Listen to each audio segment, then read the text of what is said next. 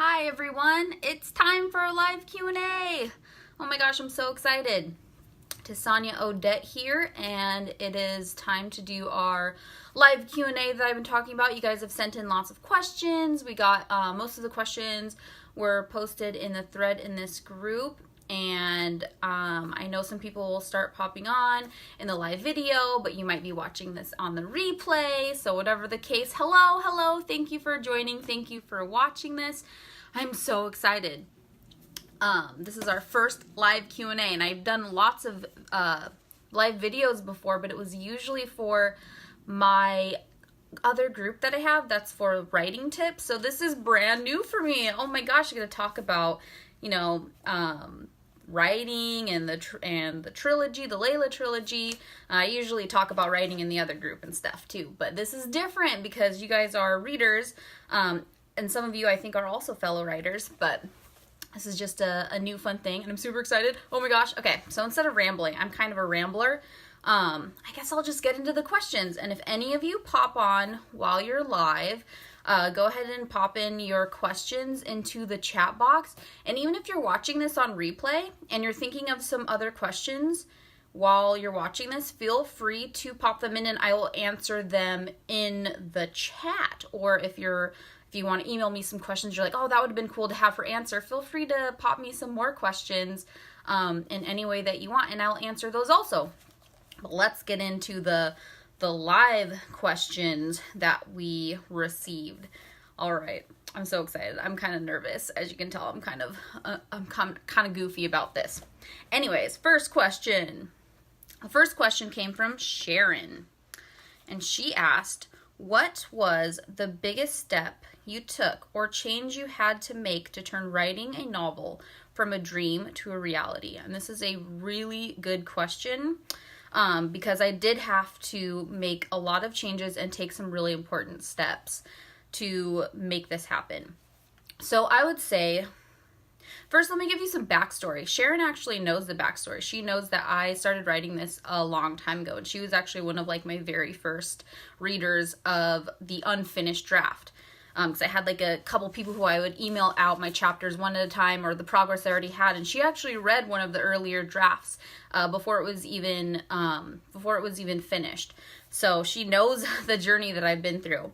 But so some backstory for that is I started writing the first book in the Lela trilogy, and it was, at that time, it was called From the Shadows of Layla. It was a long title, which I later decided was too wordy. Now it's just Shadows of Layla. But when it was From the Shadows of Layla, I wrote it when I was 18. I wrote the first draft probably within just a few months. And it was, as most first drafts are, I thought it was brilliant and great. And of course, my family and couple people who read it were like, oh, this is so awesome. But I realized as I started going into publication, wanting to send it to publishers, I realized that there's just so much more work that goes into it. And I started, I realized that, okay, so I should rewrite this. I should edit this, because of course in my ignorant bliss, I thought that you just write a book. You just write a draft and then it's good to go. You send it to a publisher and you get a publishing deal and bam, J.K. Rowling right there. And I learned that's not really how it works. There still wasn't a lot of information around like there is now, where now you can join a Facebook group, you can read a book, you can learn so much about writing and so much about the processes, where back then you didn't really have that at your fingertips. If you wanted a book about it, you had to go to the bookstore and maybe browse and read the back of all these books, where now you can type in Facebook, hey, I'm an aspiring writer. Any other aspiring writers out there? Recommend me some books on how to get started. I think that's really cool about now is that it's a lot easier. But back then when I was 18, to give you perspective, I'm 30, am I 34? I think I'm 34. So it's been a while since I started writing. So back then, I didn't really know what my next steps were. So I was kind of just like in the dark about it. But I started editing it myself, and I didn't understand what the normal process was for a writer. I didn't really understand that rewriting and editing and having a really crappy first draft is normal. I thought there was something wrong with me because my first draft wasn't perfect. So with that also came a lot of self-doubt. And I didn't end up finishing my final draft of Shadows of Layla until the end of 2017. So mid to end of 2017. So that's pretty crazy. I started writing it probably about 2002, and it took me until 2017 to finish writing that final draft. And a lot of it had to do with self-doubt, not really understanding what was normal, and me just kind of berating myself for, for example, I would write a few chapters and then maybe I would take a break and then go back and read them, and I'd see how much I was like, oh gosh, I should change that, and that's not perfect, and oh, that's not perfect. And I would be like, you know what? I'm never going to make this perfect. I'm never going to be good enough, because no matter how many times I go back and re-edit my work, there's always more that needs to be done. And I would just get discouraged and really anxious really fast. And so what that would cause was for me to stop writing for, months at a time and be like, you know what, I can't do this. I need to research more, or, I need to learn more, or I'm just not good enough, or maybe I shouldn't even finish this. And so there would be tons of time that would go by where I wouldn't even be writing. And that's why it took so long. I think it was about 15 or 16 years of me going from having finished that first draft to finalizing my final draft. And it was because of so much of that self-doubt. So one of the first things that really, really helped me, which had a lot to do with the time that we were living in, is that I started to reach out and learn more. So I started listening to podcasts about writing. I started reading books about writing. I just started opening my mind and being open to it. And that's when I started learning about what's normal. And I started learning that everybody has a bad first draft. Everybody can edit until you're blue in the face, and there's always 100 more things you can change by a week later. You can always make something better. You are never going to stop learning, and you're writing as a writer or as a crafter, as an artist, as no matter what you're doing and learning, you can always get better. And realizing that that's normal, that I'm never going to be this perfect writer who's going to look at my book and be like, this is perfect, excellent, I don't need to edit a thing. Just ship it off to everybody. No one's going to complain. It's going to be great. That's just not real life, because we're always growing and we're always getting better. So that was a really big change that I had to make, was my mindset. I had to really get in and realize that the parts about my writing and about my writing experience, those are normal. Doubt is normal. And so much of this has to do with life in general. Like the things that I had doubts about for writing are just the same things that people have doubts about when they're starting anything new. So I'm super passionate about that topic, so that was a kind of a long-winded portion of the answer, but just changing my mindset and being open to learning was like a huge step for me in finishing that final draft and turning being a writer into a reality instead of just a dream. The other changes I had to make. So the huge one that actually, when it came to the actions that I had to take, another huge change I had to make was prioritizing. My whole life, I've always known that writing is my favorite thing ever. I love writing, and this book, like this trilogy, has been shaped since I was 18, since 2002. I've been shaping that trilogy since then, and it's been like the most important project ever. But I'm also just a general creative person. I've always done a lot of art. I do music. I've played in bands before. I've even toured with bands that I've been in. I've been a backup singer. I play ukulele on my own. I've played guitar. I've been a lead singer in an all-female punk rock band, which was the funnest experience ever in my early 20s. But I design greeting cards. Like, there's just so many hobbies that I have. And I've always known that those are my hobbies. They're a lot of fun. But writing is my passion. Writing is what I want to be my lifelong career and my lifelong creative expression. Like, I've always known that if some fairy godmother came down from the sky and was like, okay, what's your passion? If you had to choose one of these things, what would it be? Because I'm going to poof, make that magically happen, and poof, you can never do the rest ever again. Like, if I was faced with that conundrum, I would definitely pick writing, and I've always known that. But I haven't always acted like that's true. And it's hard, because when you're excited about multiple things, and the fact that writing takes a little more focus than, say, sketching. Like sketching, I just pull out some, pen and paper and I start sketching. I take my ukulele and I just start writing a song. Where writing, I have to get a little more immersed into it, and I have to connect with the story that I'm writing. For me, at least, that's how it felt. It felt like writing took a little more focus, and it wasn't quite as like as immediate as my other hobbies were. So it was so much easier for me to push writing aside and just be like, oh, you know, today I'm going to sketch, or today I'm going to design a greeting card, or today I'm going to, you know, play a song, or, you know, today I'm going to watch Netflix. So I wasn't acting like writing was my priority. And one of the biggest changes I made is I said, you know what, this whole thing of me doing a little bit at a time, or like spreading myself over all my hobbies and interests, it's just not working because I'm not making any of them great. I know I don't want to pursue a career as a musician because I'm just not a fan of touring. I'm not a fan of the, you know, the rock and roll life. Like I like pajamas and sweatpants. This is the first time I've worn makeup like all month, or since even last month. So that's just, you know, I like to be really low key. I like my sweats and my jammies. So being a rock star, that's not going to cut it for me. When it comes to, I have like an Etsy shop where I sell greeting cards. And, you know, that would be cool if that made $1 million. Like, sure, that would be awesome. But it is purely a hobby. It's because it's fun and it's a creative expression, but it's not my main passion. So the fact that writing is my main passion meant that I needed to start getting real with how much time I was spending on that. And so I would look and I'd be like, okay, so writing's my passion, but I'm like, you know, I'm doing a little bit of my writing here, a little bit of music here, a little bit of this, a little bit of that. And I really wanted that to work. I really did.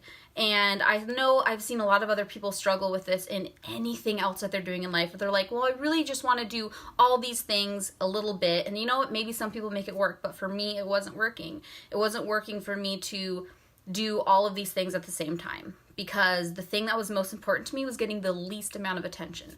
So there I go, kind of rambling again. The main point of that was that I had to take action and make writing be my main focus, which meant doing the other hobbies was a no-go. It was a no-go unless I had already hit what I considered like my quota. Like I would say, okay, at a minimum, I'm going to work on my book for 1 day this week. And I started shifting things around. Like I started waking up. I started making some sacrifices. I started waking up at 3 a.m. because I had to be at work at 5 a.m. So I would wake up at 3 a.m. and write. And I think I would usually get like 45 minutes in. And I would write before work, before I got ready for work. And that started having that, even if it was 45 minutes, 40 minutes a day, that started making progress. Because before it would be like, oh, you know, I'll probably find time this weekend. I didn't find time this weekend. Like, oh, you know what, I'll probably do it before bed. No, I was putting my daughter to bed and I was tired after that. I had to actually get real and just schedule a time that I was going to stick to. Not like, oh, I'll find time later. I scheduled it. 3 a.m. alarm clock, get up, time to go, time to write. And I started shifting some other changes. I was able to move down to 4 days a week at the job I was at, which was as a sign artist at Trader Joe's. Which was a, you know, pretty fun job. I got to do art, and everyone loves Trader Joe's. So I turned that 1 day that I used to be working, which was every Thursday, I turned that into a writing day. So I would write for a few hours. So every morning I'd get up at 3. My 1 day off that used to be a work day, I started just writing. As long, I'd say all day, but really in my imagination, I was like, I don't have to work today. I'm going to write for like 8 hours straight. I didn't write for 8 hours straight. My brain could write until it was done writing, and 8 hours was a little too ambitious for me. Even still, I've had this whole year off where I haven't been at a traditional 9-to-5 job. I've just been at home, and I thought I was gonna write like 8 hours a day, and there are writers who do that. They write like 8 to 10 hours a day. I'm not there yet, and some people never get there, and that's okay. But anyways, so yeah, that's another thing I had to do is I took action. I made a plan and I really committed to it this time. People thought I was crazy. They thought that I was so crazy for getting up at 3 in the morning. They're like, 3 in the morning? I'm like, well, I was getting up at like 4 because I have to go to work at 5. So it's just an hour earlier. So in the grand scheme of things, it was just waking up an hour earlier. And that really helped me. Something that had taken me years and years and years to get to, just making those little changes. I was able to finish my book in I think it was probably like 6 to 8 months of that really dedicated, scheduled writing in my off time. This was while working full time, and then down to 4 days a week, which was almost full time. Being a mom, having to do a bunch of stuff. So it was really cool to see that you really can make time for your dreams, but you have to get real, and you have to schedule it, and you have to be honest about the things that are distracting you. And you have to really ask yourself, like, is that worth it? I had to ask, is it worth it to, maybe not play music as much as I used to? Yes. Is it worth it to maybe not design any new greeting cards for a year or two until I finish this book or get into a better place where I have more time to be creative? Yes. I asked those hard questions. The answer was yes, and I went for it. So yeah, that's to answer Sharon's question. Those were the biggest steps that I took, and changes I made to make this writing thing really happen, to actually get the momentum. Was I had to change my mindset, and I had to actually take action, make some physical changes in my life and my schedule to make it happen. The next question comes from Rachel, and she asks, what does your writing process look like? Do you outline? This is another fun question because things have changed so much. So as you've just learned, it took me 15 years to finish that first book. And so I'll tell you I'll give you a little insight into my journey because it's changed and it's still changing. I'm still learning so much about what my process is and what my best process looks like. And I am also learning that is dependent on what else is happening around me in my life and kind of having to adapt to that. So the first draft was written, like I said, in ignorant bliss, where I didn't know how to write. I just wrote. So it was not outlined. The idea kind of came, I was like daydreaming. I was either daydreaming or I'd woken up from a dream and daydreamed more about that dream. But I dreamed this scene where it's pretty similar still. It still pretty much exists in the first book, in Shadows of Layla, where this prince or this man is about to shoot a unicorn that he sees, and he's about to do it. There wasn't the internal conflict that I wrote in later, but he was about to do it. He was about to shoot and kill this unicorn when a girl drops out of a tree, lands on his back, and she's like threatening him, and it's like it was a meeting of the classic Pride and Prejudice style love story where these two people hate each other. She's so furious that this guy tried to shoot and kill her unicorn friend. And that's kind of where the story started in my head, where I started imagining, and I was like, oh, and then, of course they're going to end up falling in love. And of course, the unicorn's going to bring them together and cool stuff's going to happen and blah, blah, blah. But where that started was that scene of Cora dropping out of this tree and landing on his back, which that didn't happen anymore because that was too cheesy. She ended up, shooting an arrow at him from far away because that makes a lot more sense. Why would she be in a tree? I don't know why I had her in the tree in the first place, but she was up there. Why? I don't know. Maybe she had a tree house. So that's kind of where that started, and I just wrote around it. I think I just daydreamed around it and kind of thought like, oh, where would that start? Where would that end? The first draft is ridiculous. It's pretty comical. Lex is like the comic relief. He's not like as deep of a character. He trips. He's super clumsy. Certain aspects of that are in it now, but there's a lot of really cheesy one-liners. Sometimes I read parts of that first draft just for a laugh because it's pretty bad. It's pretty bad.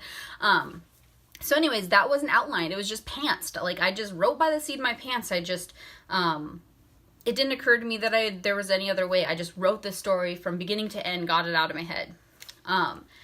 When it came to the rewrite, because I had a very significant, I would go and I would try and edit that first draft. Years would pass, like I said, I had a bit of, I would put it away for a while, bring it back out. And then there was one point where I was like, you know what, I think I could write this from scratch better. And so I basically used that first draft as an outline. I knew the basics that were going to happen. I knew the characters. And I rewrote it from scratch. And I did something pretty similar. So much time has passed, I'm not exactly sure what happened, but there was a time where that idea, it got a lot more mature. And that's when Lex was no longer a comic relief character. He ended up, he was like a childhood best friend of the two princes, and there's a lot of laugh and hijinks. But he ended up being his own character who showed up in there. Then there was Helios, who was like this kind of dark character. So I brought a little bit more maturity into it. So I believe there might have even been a total of 2 rewrites. But all I know is that it was like crazy, ridiculous, comical, and then it got, a little more mature, and then it actually got to the version that it is now. So basically I ended up using that first draft as my outline. And so while there was an outline, by the time I was writing my final draft, I felt like I had an outline, even if so much changed. So much ended up, I changed a lot about how the scenes would be executed. Like, I knew what was going to happen. I knew what the conclusions were going to be. I knew the little hints I wanted to leave in for the bare bones of book 2 and 3 that I had in my head, which are the same thing. Same thing I have an outline in my head, and so much of what I'm writing as I actually finished book 2 and I'm now writing book 3. The bones are still there, but so much is changing. So much is, the execution is a lot different. So that was book 1. Not outlined, but then by the time I'd written the final draft, basically the first draft had become an outline. A very loose outline, because so much got a lot deeper and a lot more, there were a lot more twists and turns, and it was a lot less Disney. The first thing was like, it was Disney. It was like everything wrapped up so neatly in a bow, happily ever after. There was no, it wasn't really checked by reality or by history, because a lot of what I write is, I wouldn't say it's historical, but I keep myself in check by thinking about medieval history and about, especially like the Tudor area and the War of the Roses, the politics that happened around then, and kind of thinking like, in reality, if this were to happen around then, what would be the consequences? Not everything is tied up neatly in a bow like a Disney movie. So that's kind of like that's kind of a lot of the basis for what the parts that have changed, is I've actually checked it with, like, realistically, historically, what would really be the consequences here. Anyways, so the second book I started writing at the beginning of this year, of 2018, and I was able to take this whole year off of work. I did something crazy. I quit my job at the end of the year. That's a story for another time. But yeah, I've been able to work as a writer full time this year, which has been really cool. So the first book, I did want to do it a little differently. I didn't want to, I had a big goal, finish 2 books. I wanted to finish book 2 and book 3 this year, by the end of the year. So it meant, yes, I did outline. I outlined that one, and I outlined about as far as I could go. There was a point about, I got maybe 2/3 through the book, and the rest of it had a very loose outline, but it wasn't clear to me, and I was pretty impatient to start writing. So I didn't really iron it out. I was just like, here's a loose outline, let's go. And so I did. I let's go'd, and I paused at a point, because I was like, you know what? I think I do need to flesh out the rest of this outline, because there are just things that just didn't really feel right. There's something missing, and I've done a lot of work on, like, writer's block. That's a lot of the stuff I talk about in my writing channel, in my group for writers, is about overcoming writer's block and mindset stuff. And so one of the things that I've learned is, when I would hit things like writer's block, where before, first draft Tisania, 18 to, early 30-year-old Tisania would be like, I'm a terrible writer, throw this thing away, run for the hills, I'm never writing again. But now I'd be like, okay, so what is this trying to tell me? And it would usually try and tell me that, the feeling of writer's block usually meant that, okay, something's missing that I need to iron out here. And I would kind of, I would figure out, where's that feeling coming from? Like, you know what? It's this chapter right here. This chapter feels wrong. This next step that, my character's about to take feels wrong. And I would just dive into it. So I did outline the first one, but then at one point I paused and outlined a little bit deeper toward the end, and that really helped out a lot.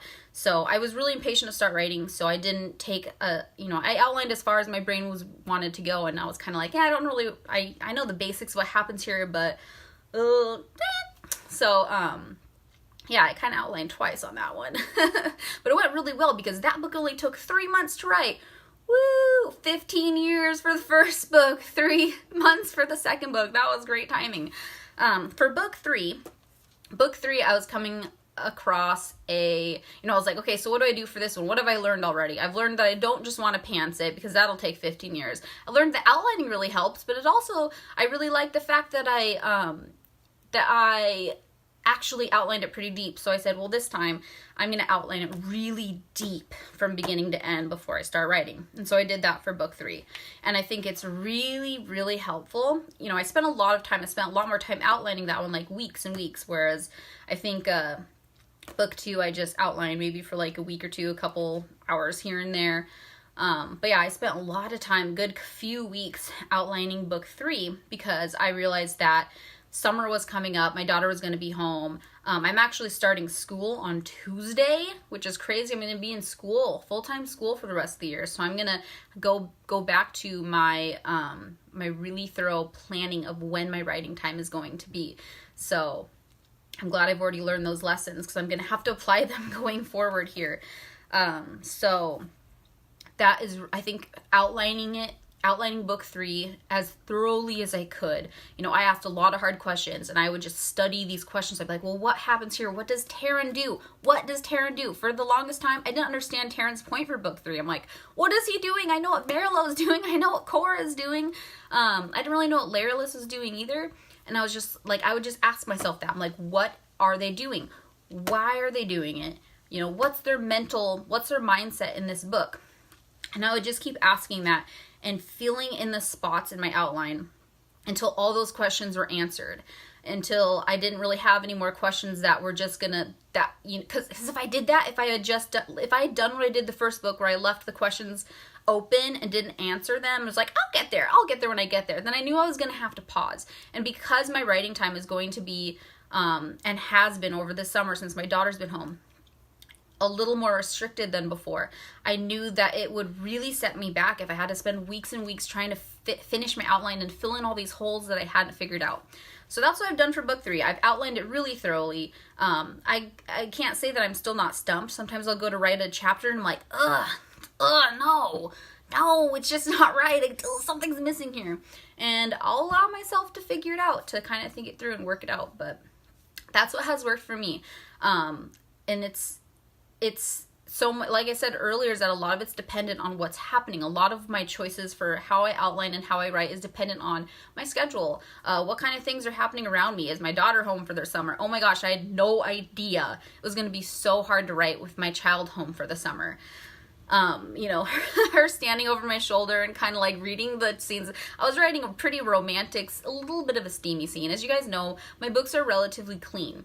But there's hinted love scenes. They're the whole, like, oh, something's about to happen, end before anything happens, but you know what's about to happen, and she's like reading it over my shoulder, and I'm like, exit. Like, she doesn't need to hear about people taking off their shirts or anything like that. So yeah, things like that, and her like climbing on my body and just kind of staring at me while I'm writing at my desk. I'm like, oh my gosh, this is really hard. I cannot concentrate. So yeah, I have not been writing while she's home. I've written here and there before she wakes up. And yeah, I've been managing my time, but yeah, it's been a little bit slower. It was really cool to finish book 2 in 3 months. Book 3 is not going to be finished in 3 months, but or maybe 3 months from now. 3 months from now, I sure hope so. But I'm about a third of the way through. So I'm dedicated to maintaining what I've learned from the first and the second book and dedicating that time to writing, even if it's not going to be 5 days a week like it has been for the beginning of this year. It's going to be, a couple days a week. Maybe I'll figure out how to write on the light rail, the subway on the way to school, except I kind of get nauseous in moving vehicles, but we'll figure that out. I'm dedicated like that. All right. So that was Rachel's question, what is my writing process and whether or not I outline. This question is from Coralie. It is, are there any new characters to look out for in the 3rd installment? So the main new characters are characters that we have not met yet, but they have been mentioned. And I won't spoil too much about it, but there will be 2 characters from Elara, from what we've heard about the ancient realm in book 2. In book 2, we got a lot into the Elven and the Farron, and kind of that ancient war that ended Elara and created the veil in between the 2 realms, that essentially left Leila out into the human realm. So we are going to be seeing Darius, and Ilan. And that's pretty much all I think I can say about that. But yes, those will be some new faces, some new characters that we will get to visit. And other than that, I don't think there's anyone really new that's of importance. We're gonna see some old faces who maybe haven't had as much time. I can say that we'll definitely be revisiting Elara and the people from Elara. And there will be dragons. I don't know. I know I've told you guys that there will be dragons in book 3, but there will be dragons. I just finally named one of the dragons. Her name is Farah. And I just finished writing a scene with Farah. And it's a scene that also introduces Ilan. So that's about all I'll give away for that. Anyways, next she also asks, what are your plans for after the trilogy? And that is a great question because I ask myself that all the time. Like, what's next? What are we going to do next? I'd always planned to work on another series or another book. I have, I don't know if that's going to happen, but I have 2 other books or 2 other series books. I don't know if they're series or standalones, ideas. One of them is basically outlined in a short story. I wrote a short story. It's a little bit of a dystopian, so it's not really the Shadows of Lela trilogy type world. It's a bit of a dystopian, a bit of like a psychological thriller, but I got a lot of really good feedback on the short story version. And so I wanted to turn that short story, expand it, and turn it into a full novel, at least one full novel. And I love the story. It's really twisted. It's pretty exciting.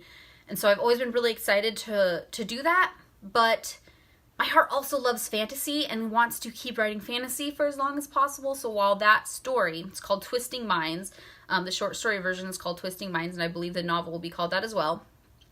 I'm not sure if I'll work on that soon or if I'll pull that off till later. I mean, the cool thing is that's already written as a short story, so that's basically my outline. My outline is basically that short story. Another idea I have is set in Layla, maybe 100 years later. It's a little, the society's a little more advanced. It's a lot different. It's not quite as magical, but it's still a similar time set. And it is based on a group of people who are kind of like the forest people. They're kind of like the forest people, but they're more like travelers. They tell stories. They all have like a talent. And it's this series or this book, whatever it is, I'm not really sure what it is yet, because again, this one's kind of based on a short story. I wrote a short story that introduces these characters and sets the tone and the theme. And the tone and the theme is a little bit grittier, but like Shadows of Layla, there's hope in it, and there's themes of redemption, and just, I really love themes like that. Like, I really like strong themes that aren't just like good versus evil, bad guys suck. This one has a lot of themes of forgiveness and just growth, like personal growth. And yeah, I don't know, it's kind of hard to explain, but that's another one that I've been really wanting to work on and expand into at least a standalone, perhaps a series. I really love the characters that I've created for that. But yeah, anyways, but the other things that I have that are actually Layla related, and honestly, I'll probably work on these right after the trilogy. I feel like I'm probably going to want to work in the Layla universe for a while, but you never know. Maybe I'll be like so over it by then that I'm going to be like, no more Layla. I need to take a break from it. I'm going to write these other ones. I'm going to write my gritty dystopian. But the other ideas I have that are set in the Layla universe are, I really want to write a set of short stories about the ancient, like leading up to the ancient war in Elara, that is kind of talked about in book 2, and you kind of hear a little bit more about it in book 3, and it involves Satsara, the last Morkara of Elara. There's a lot of R's there. And that has to do with the language that I developed for it. Ara, Mora, those all kind of mean things in my like imagined language that I made. But anyways, one of them would be about Satsara. and about like her kind of because I've created this backstory. I have this backstory. There's so much more than what I can share in Shadows of Layla because it's not exactly relevant. But I created this backstory and I created these personalities of these characters who don't necessarily show up or need to be explained to thoroughly in the Lela trilogy. So I kind of want to give them a little bit more of like a voice, I want to tell their stories a little more. Satsara, I would want to talk about Darius and him as a kind of showcasing his change from, being the son of the Morkara, Satsara the Morkara, and a human, and kind of showing him growing up and showing what changed, where he became like this like evil dude who wanted to take over all of Elara. And also Ilan and their battle that they had, which ended in Satsara creating the veil and Ilan and Darius being shoved into Layla. And I kind of want to tell that story. I want to tell that story in some short stories from each of their perspectives, because that's going to be, I'm going to talk about the things that happened that are relevant to the Lela trilogy, but there are some things that are just relevant to their stories, and I'd love to tell them. But the only problem with that is, since we know that it ends in kind of a grim way, it ends where Shadows of Layla begins, where, Elara has lost its heart. It's lost Layla, and, obviously Darius and Ilan kind of disappear for a while. So I need to find a way so it's not just the ending of Infinity War, which I just watched yesterday. So I don't want it to end like that. I'd want it to be really hopeful and, make you actually want to keep reading. The other ideas I have is that while at the end of book 3, it is definitely going to come to a conclusion. It is going to be a full arc. It is going to be done. But the characters, I can tell you with that, like, in a pretty obvious way, not every single person is going to die, because that's just grim and terrible. Some characters are going to have things that happen later, but their story in Shadows of Layla or the Lela trilogy is going to be over. But I would like to visit other characters, which I can't say too much about what would happen next without spoiling book 3. But there is opportunity for a little more, similar to the Harry Potter universe, and how there's other little offshoots that J.K. Rowling has been bringing out into the world. Like, there's a little bit more. There's the what was it? The Cursed Child? I haven't even watched that. It's like a play and a book, I think. I haven't watched that or read that, but I think that's really cool how you get to see, adult Harry Potter and his kids growing up or whatever. But yeah, something kind of like that, similar to that, let me just say, I would like to possibly write about. So I don't have any solid plans, as you can tell by that long rambling answer, but those are my ideas that I'm working on. I'm just going to see, after I'm done with book 3, I'm just going to see like what my heart really wants to write. Likely I'll probably write those short stories, those Elara prequel short stories, because I already have so much is clear. I already know so much about it, and short stories are a little bit easier to dig into than full novels and full trilogies. So I'll likely probably write those.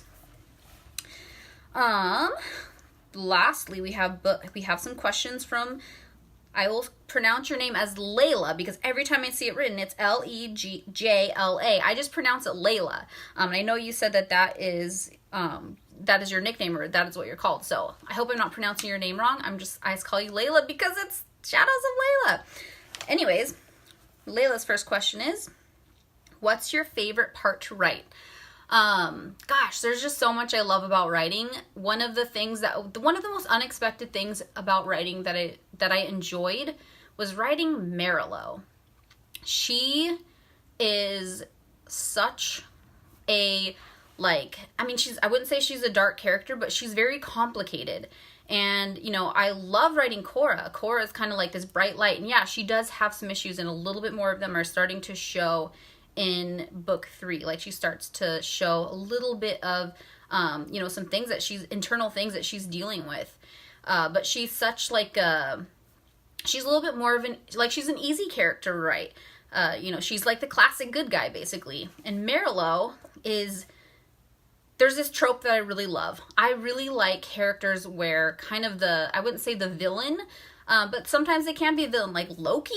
Loki from the Thor universe was great. He was a villain, and then he becomes, more charming and more of a heroic character. And I love that. I love that trope when a character who starts out villainous and dislikable becomes humanized, and you start to understand why they're that way, and they get their own redemption story. I love those kind of stories. I love, love, love them. I love unlikely friendships.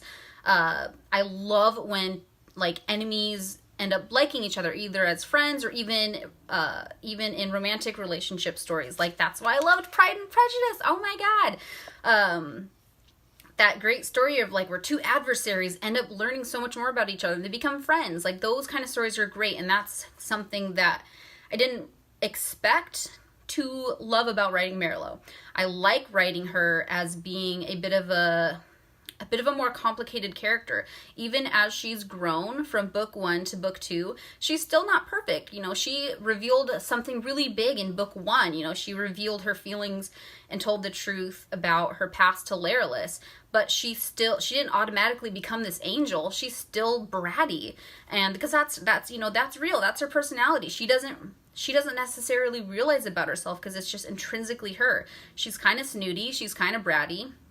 And even though she's growing, she's not just automatically leaving this part of her behind.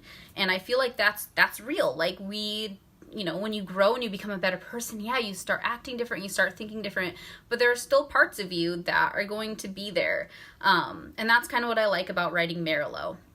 I love writing characters who are flawed. I love writing just imperfection, and I like diving into those minds that aren't necessarily easy to dive into. I like to think about Cora and Marilow as basically my light and shadow aspects, because a lot of times, a lot of writers will tell you that a piece of them isn't all of their characters, and for me that's true. There's definitely a piece of me in my characters that's what I need to be able to write them. And especially when it comes to Cora and Marilow, since they're my two females, Cora is kind of like the amplified light versions of my personality. Like, I, for example, do Reiki, and I really love energy healing, and compassion. I love animals. I'm compassionate for animals.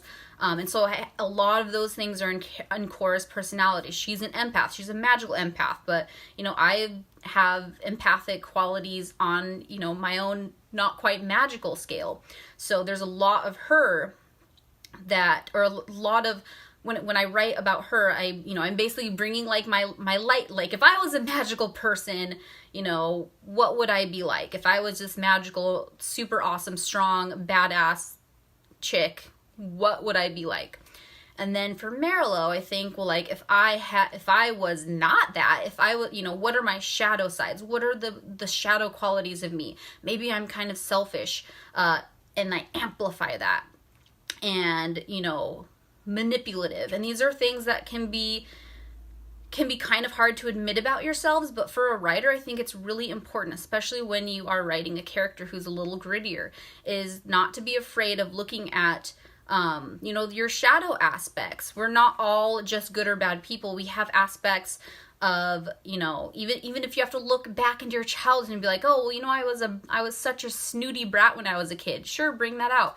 But I think that's a lot of fun, is to, think about for another thing that I write into Marilow is, she's not very open to female friendships. And I wrote her backstory about why in the short story Princess of Thorns. But I took a lot of that because I personally don't have a lot of female friends, and I keep people at a distance. That's my shadow side. It's not intentional, but I tend to keep people at a distance, and I don't have an easy time of making a ton of friends. I'm not the person who has, tons of friends always coming over. I really like being alone, and I really like having time to myself.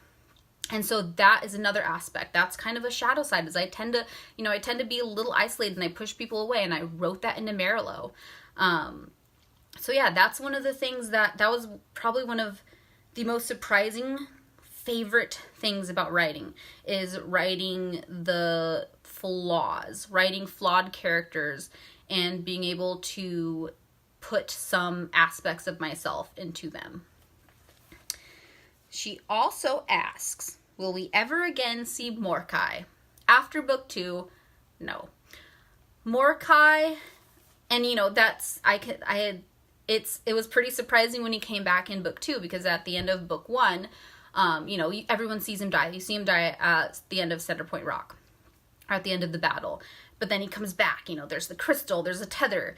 But I like to think of the crystal really similar to the Harry Potter Horcrux. Once all those were gone, there was no, Voldemort is done. And so that's how I saw the crystal in Veil of Mist. So, that was his tether. That was his only tether. There's not a bunch of Horcruxes or a bunch of crystals around like Voldemort had. That was clever. Mordecai probably should have done that if he wanted to cause a lot of trouble, but the crystal, his tether, his soul tethered to that crystal was kind of his last thing. That was his last hold in the world. But Valor broke the crystal with this horn, shattered it because he's super magic and he's awesome like that. So the crystal's gone, Mordecai is gone. He did get, his soul got all light and fiery and blasted away. So yeah, no more Mordecai.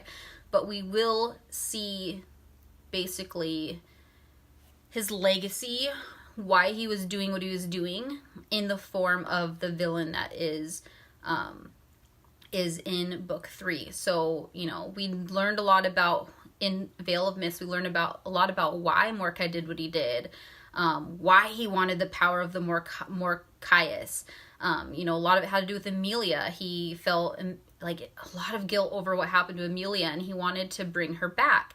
He wanted to bring his mother back. These are the only people who've ever loved him, in his opinion, and he is just obsessed with that. He's obsessed with bringing them back, and he sees the power of the Morcaius as a way to make that happen. And of course, he's going down that path, and he's just become crazy and power hungry. What started as something that was probably his, light aspect. The light aspect of him was that he just wanted love.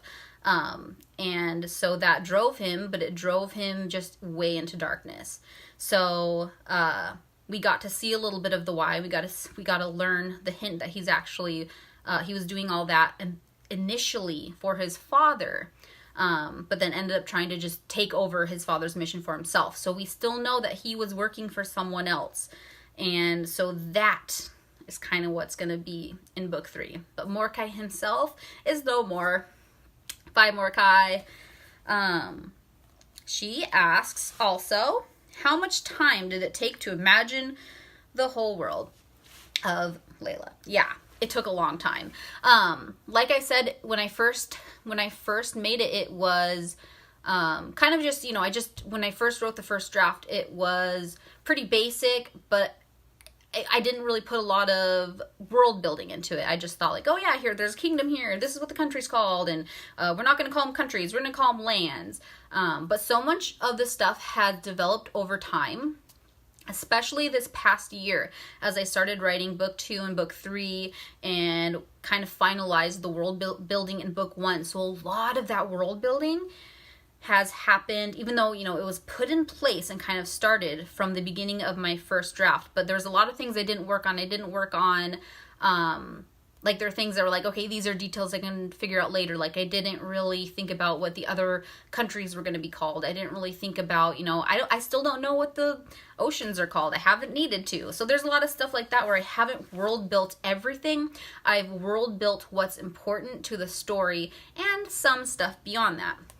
But for example, I didn't have a name for time because there's a lot of terms that I didn't want to use. I didn't want to use all the same terms, since this isn't strictly historical England, even though a lot of it is inspired by that. I didn't want to use things like o'clock, and I didn't, like 7 o'clock. In my world, I knew that they didn't have that kind of timekeeping. So I created the bells system, the, 8th bell, 1st bell, 2nd bell, whatever. I devised a timekeeping system, and I devised that at the end of last year. So that is kind of a new thing that is now part of the whole series. And I developed the names for the religious names for their religious organizations. Like I didn't want to put too much emphasis into that because that wasn't going to play a big part, but it wasn't realistic for me to have a medieval based society that had no religion. So I created the God's Keep and the God's Priest. Like I developed that this year.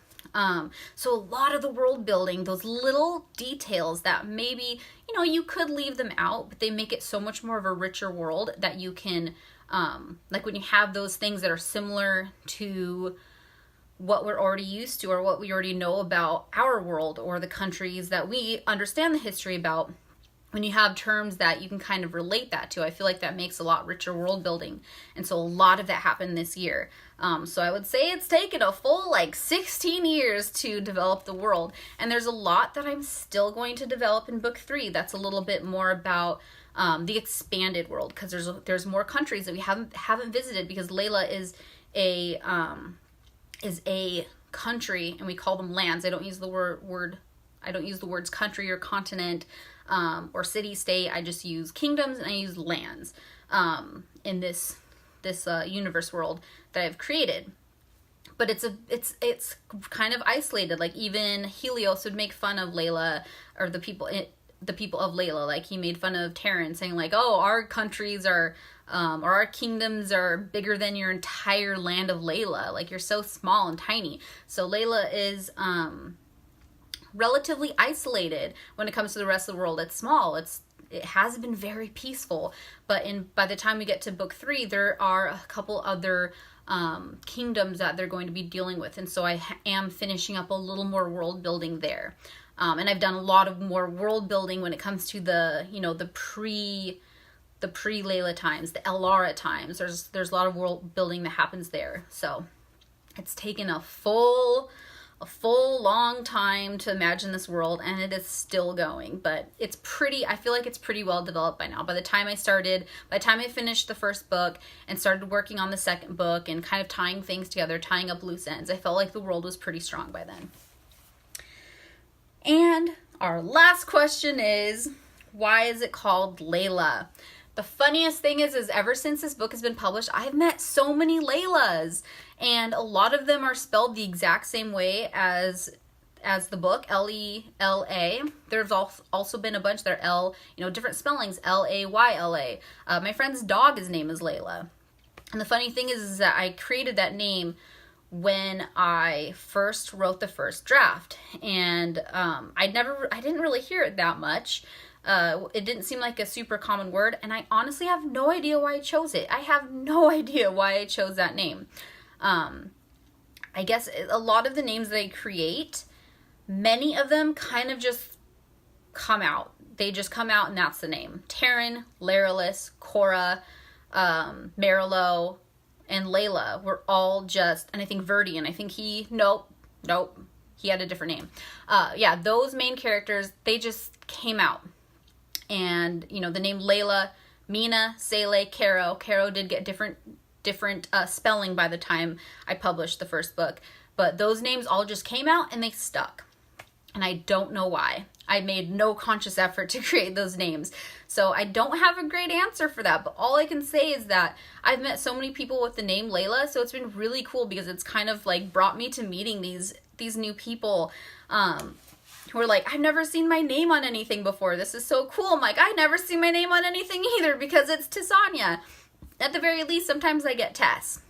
Sometimes I'll find my name, the name Tess, which is my nickname, on things here and there. So I totally get it. It's really cool to see your name on something. So anyways, yeah, that's kind of why it's called Layla. Funny story though, there are a lot of names that changed.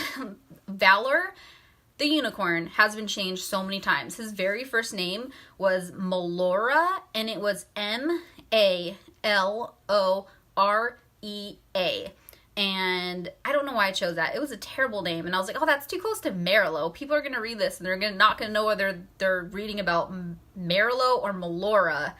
And so I changed his name to Malore, Malorre. But still, I was like, that's stupid. I don't like that. So I changed it to Valor. And then I you know, I made the association with the word valor, even though it's spelled different. So fun story. I've changed a lot of names, and I even changed some names from at the end of book 2, just because I've just learned as a reader that I don't like when the books I'm reading have too many names that start with the same letter, because I get really confused. And let me tell you, there were a ton of names in the very first draft of Shadows of Layla that started with an M. Verdian, his name was Meridian, King Meridian. I'm pretty sure I had like a whole bunch of other M names. Queen Bethany used to be Queen Medea. Another M name. I got rid of almost all my M names except for Merlo, and then the Kingdom of Mina. But yeah, I just discovered as a reader that I cannot stand when I'm reading a book and they've decided that like half the names are going to have the same first letter and they're all going to be weird spellings, and I don't know who's who. I just don't know. So I decided to make it a little bit easier on my readers and change some of the names around. So that was a fun fact. But that is the end of the Q&A questions I've received from you guys. I hope you enjoyed watching this. And if you're catching this on the replay and you're like, oh man, I wish I would have asked that question, ask it. Either email me or post it in the comments of wherever you're watching this, and ask away. And I can respond by email or in the comments. So I love talking about reading. I like talking about books and all kinds of stuff, and I like to ramble. So ask me a question and I'll talk your ear off. And if we get enough questions, we can always do another live Q&A, because this is a lot of fun. But anyways, I hope you guys enjoyed this. Thank you so much for being part of my street team. I know this will eventually be viewed by all readers, but a special thank you to my street team. You guys are amazing. Thank you for sending in your questions. This has been so much fun. And thank you to everyone who has or will or is even interested in the Lela trilogy, because like, you are the reason why I write. This is so much fun. You are the reason why I made it through 16 years of self-doubt and procrastination, and you know, finally made this dream happen. It's because people enjoy books, and it's really cool to be part of that world where you get to create something that people enjoy. It's a lot of fun. You know, even if you don't enjoy it a lot, it's, you know, putting stuff out there, so worth it. So worth it. It's so much fun. But anyways, blah, blah, blah, ramble. Have a great day.